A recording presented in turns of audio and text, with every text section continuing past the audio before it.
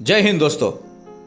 ભજનનું ટાણું હોય અને એમાંય મારે તમને આજે કચ્છની ધરતીની એક નાનકડી યાત્રા કરાવવી હોય ત્યારે આપણે હારે મળી અને દર્શન કરીએ માં વાઘેશ્વરીના. દોસ્તો, હું અત્યારે કચ્છની હબાઈની ધરતીની માલિપા છું. આપણે વાઘેશ્વરી માતાજીના દર્શન કરી અને આખી જગ્યાને સારામાં સારી રીતે જાણવી છે અને માણવી પણ છે. આમ તો જો કે આપણે કચ્છ શબ્દ બોલીએ ને એટલે જુદી જુદી ભાષા જાણે મનની માલિપા તરવરવા માંડે. અરે રંગબેરંગી એ પચરંગી કપડાં પહેરી અને આમ તેમ આવતા જતા એ કચ્છની ધરતીના માઢુડા માનવીઓ આપણને નજરે જાણે વળગવા માંડે. અરે અહીંનું ખાનપાન, અહીંના રીત રિવાજ, અહીંનું લોકજીવન, અહીંની એ ભાતીગળ સંસ્કૃતિ એ આપણને ઉડીને આંખે વળગે. હા દોસ્તો, હું અત્યારે આવ્યો છું હબાઈની ધરતીમાં માં વાઘેશ્વરીના દર્શન કરવાને માટે. હજારો નહીં પણ લાખોની સંખ્યામાં લોકોની આસ્થા આ જગ્યા સાથે જોડાયેલી છે.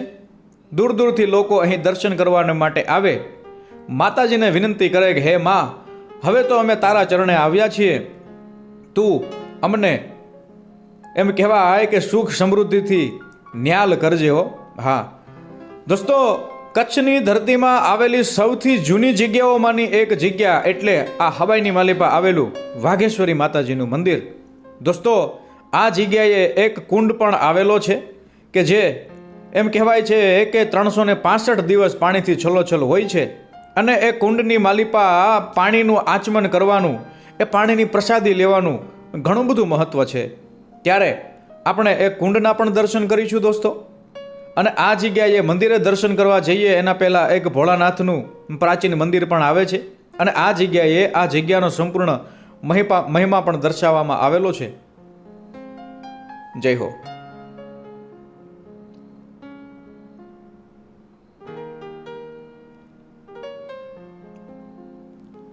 દોસ્તો, આ જગ્યાએ જે કુંડ છે એ કુંડને એમ કહેવાય છે કે ભીમ 11ના દિવસે આખો ખાલી કરવામાં આવે છે.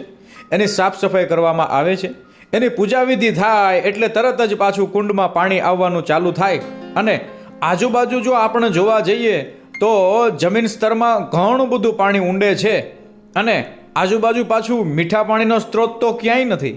ત્યારે એમ કહેવાય છે કે વાઘેશ્વરી માતાના આ પટાંગણની માલિપા આવેલો એ કુંડ છે. એ કુંડની માલિપા 365 દિવસ મીઠું ટોપરા જેવું પાણી પીવા માટે મળે છે. અરે આ ગામના લોકો તો એ પાણીને સારામાં સારી રીતે ઉપયોગમાં લે છે, પરંતુ અહીંયા જે પણ શ્રદ્ધાળુ આવે એ પાણીને અચૂકપણે પીવે છે, એનું આચમન કરે છે અને નાની મોટી બોટલો પોતાની સાથે પણ ભરી જાય છે. દોસ્તો, આ પ્રાચીન એક મહાદેવનું મંદિર છે, જળેશ્વર મહાદેવ. એમના આપણે દર્શન કર્યા અને આ મંદિરની બરાબર સામે એ કુંડ આવેલો છે કે જેની હું તમને વાત કરી રહ્યો છું. તો આવો આપણે એ કુંડના પણ દર્શન કરવા છે, એ પાણી જે છે એના પણ દર્શન કરવા છે. દોસ્તો, જો કે હું અહીંયા રતનાલથી હબાઈમાં દર્શન કરવાને માટે આવ્યો અને મને એમ થયું કે આપણા દર્શક મિત્રોને પણ હું આખી જગ્યાના દર્શન કરાવું, ત્યારે ખરેખર અહીંનો માહોલ આખો નોખો છે. આ મહાદેવના દર્શન તો તમે કરો. દોસ્તો, આ જગ્યાએ આવીએ ને એટલે આપણને અહીંની પ્રકૃતિ એવી ગમવા માંડે, આપણને તો એમ થાય કે ભાઈ આ જગ્યાએ થોડીવાર આપણે ધ્યાનમાં બેસી જવું છે. અને હબાઈની માલિપા વાઘેશ્વરી માતાજીના મંદિરમાં જે સવાર સાંજ આરતી થાય એ ટાઈમે જે નગારા વાગે, એ જે ઘંટારવ થતો હોય, એ સમયે આપણા શરીરની માલિપા એક અલગ જ પ્રકારની સ્ફૂર્તિ આવે, અલગ જ પ્રકારની એમ કહેવાય કે ધ્રુજારી આવે. કેમ કે માતાના સાનિધ્યમાં એવો જબરદસ્ત આરતીનો નાદ થતો હોય કે આપણે મંત્રમુગ્ધ થઈ જઈએ.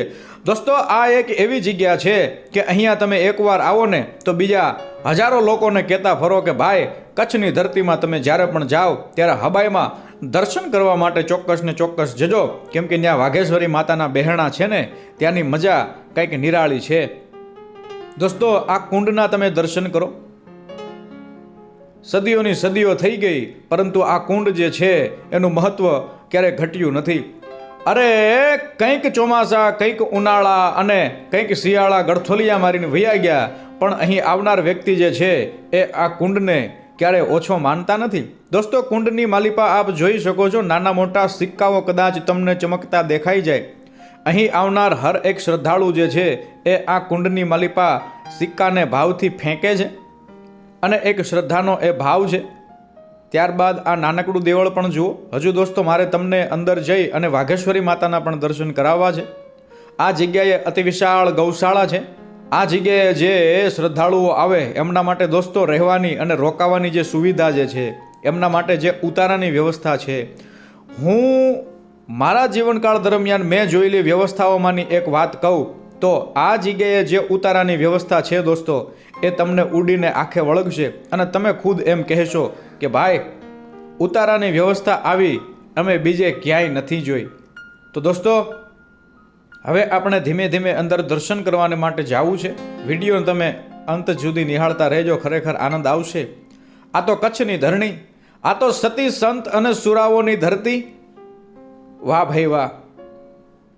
પણ સર સર પર સદ હરિયા માનતા રિયાન સર કર કર વાર ધર મેલ કરે હરિ હર સૂર્યા વાર છરિયાતી મન હર ભર ભર ઉરિયતી હરક ભરે એ નિર્ઘત નર પ્રવાર પ્રવાર ગુણ નિર્જર નિકટ મુકુડ સિર સવર્ણ મેં એ ઘણ રંગ પદ ફરર ઘરર પદ કુગર રંગ ભર સુંદર શ્યામ રમે જીર રંગ ભર સુંદર શ્યામ રમે. પટાંગણની માલિપા ઉપર આવીએ એટલે એક અતિ વિશાળ આંબલીનું વૃક્ષ અને એની ઉપર આપણે આવીએ એટલે આ અતિ વિશાળ બોરડીનું વૃક્ષ જાણે લળી લળી અને અહીં નીચે બેસનારને છાંયો આપતું હોય એવું લાગે.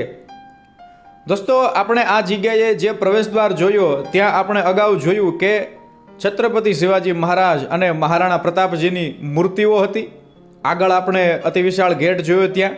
અને હવે આપણે માતાજીના દર્શન કરવાને માટે જવું છે ત્યારે આ જગ્યાએ પણ આપ જોઈ શકો છો છત્રપતિ શિવાજી મહારાજ અને વીર મહારાણા પ્રતાપજીની આ જગ્યાએ ચિત્રકારી ઉકેરવામાં આવી છે.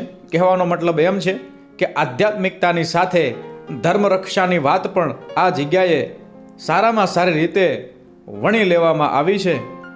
અને હવે આપણે જવું છે ધીમે ધીમે મા વાઘેશ્વરીના દર્શન કરવાને માટે. વાઘેશ્વરી વાઘેશ્વરી વાઘેશ્વરી વાઘેશ્વરી વાઘેશ્વરી વાઘેશ્વરી વાઘેશ્વરી વાઘેશ્વરી. જય હો જય હો. જગતના ચોકની માલિપા તમે ત્રિતાપથી થાક્યા હોય, આધિ વ્યાધિ અને ઉપાધિ તમને આટો લઈ ગઈ હોય, એકવાર કચ્છની ધરણીની માલિપા તમે આવી જાઓ, માં વાઘેશ્વરીને પ્રાર્થના કરો અને સુખ સુખના ઢગલા ન થાય તો સમજો કે આપણી શ્રદ્ધામાં કંઈક ખોટ રહી. કહેવાનો મતલબ એમ છે દોસ્તો કે આ જગ્યાએ આપણે આવીએ ને તો એક અલગ જ પ્રકારની શાંતિ થાય. અને આ તમે જુઓ, તોરણ પણ કેવા સરસ મજાના છે. જય શ્રી વાઘેશ્વરી માતાજી મંદિર, હબાઈ, કચ્છ. દોસ્તો, આ બધા દ્રશ્ય તમે જુઓ તો ખરા. આ દરવાજા આખે આખા ચાંદીના અને આજુબાજુ જાણે દ્વારપાળ ઊભા હોય એવું આપણને લાગે. અને હવે આપણે ધીરે ધીરે અંદર દર્શન કરવાને માટે જવું છે ત્યારે આ દરવાજાઓને એક નજરે આપ જોઈ લો દોસ્તો.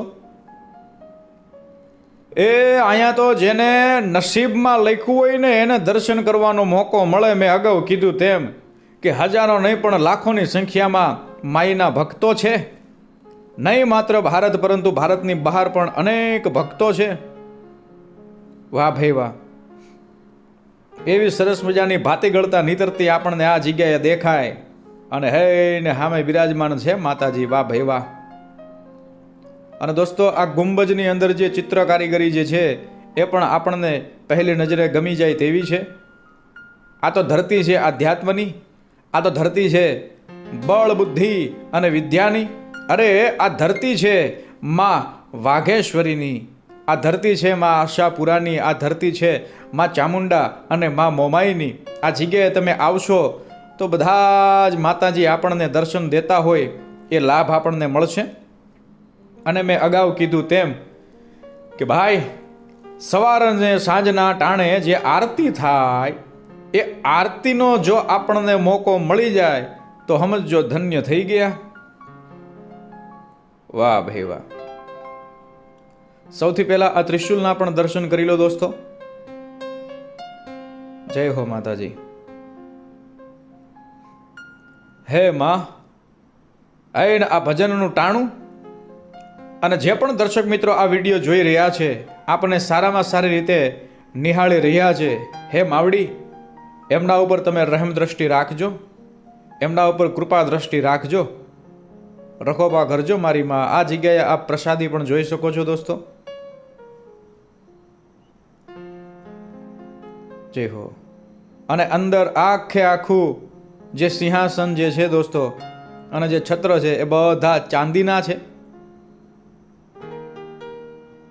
જય હો માં વાઘેશ્વરી, જય હો માં આશાપુરા, જય હો માં મોમાય, જય હો માં ચામુંડા. વાહ ભાઈ વાહ દોસ્તો, આ બધા દર્શન જે છે ને એ દુર્લભ છે. કચ્છની ધરણીની માલિપા તમે જ્યારે પણ આવો ત્યારે આ બધા દર્શન આપણને થાય. હબાઈની ધરતી જે છે એ તો તપોભૂમિ છે. અરે મોઢેથી શબ્દ બોલાઈ જાય તોય પાપ જે છે એ બળીને ભસ્મ થઈ જાય એવી જબરદસ્ત આ જગ્યા. હું તો અહીંયા દોસ્તો અવારનવાર આવું છું, કેમ કે અહીંનું વાતાવરણ મને ગમે.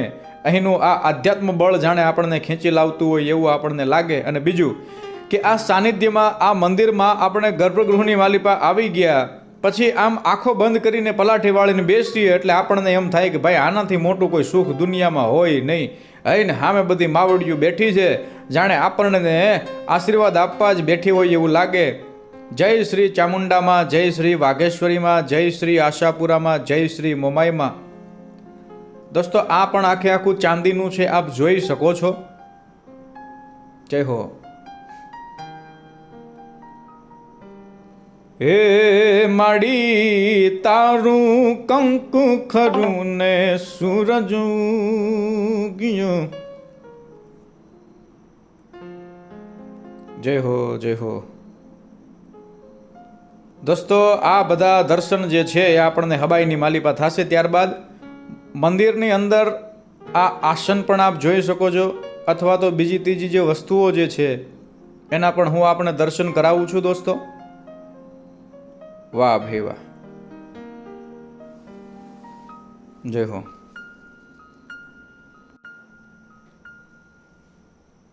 તો દોસ્તો આ બધી પ્રસાદીભૂત વસ્તુઓ પણ આ જગ્યાએ દર્શન માટે રાખવામાં આવેલી છે. કોઈ સંત મહાપુરુષની આ બધી વસ્તુઓ છે કે જે તેઓ ઉપયોગમાં લેતા હશે. તો કોણ કોણ હબાઈમાં આ જગ્યાએ દર્શન કરવાને માટે આવ્યું છે કોમેન્ટ્સ કરજો. કોણ કોણ હબાઈથી છે કોમેન્ટ્સ કરજો. કોણ કોણ કચ્છથી છે કોમેન્ટ્સ કરજો દોસ્તો. તો દર્શક મિત્રો, તમે આ જગ્યાને સારામાં સારી રીતે જોઈ, આ જગ્યાના સારામાં સારી રીતે દર્શન કર્યા, તો એ બદલ આપણે એમ કહેવાય કે માતાજીને પ્રાર્થના કરીએ કે હે માં, તારા દર્શન અમને અવારનવાર થતા રહે એવી કૃપા કરજે. તો ફરીને મળીશું દોસ્તો કોઈ નવા વિડીયો સાથે. ત્યાં સુધી અસ્તુ, ધન્યવાદ. જય હિન્દ, જય માં ભારતી.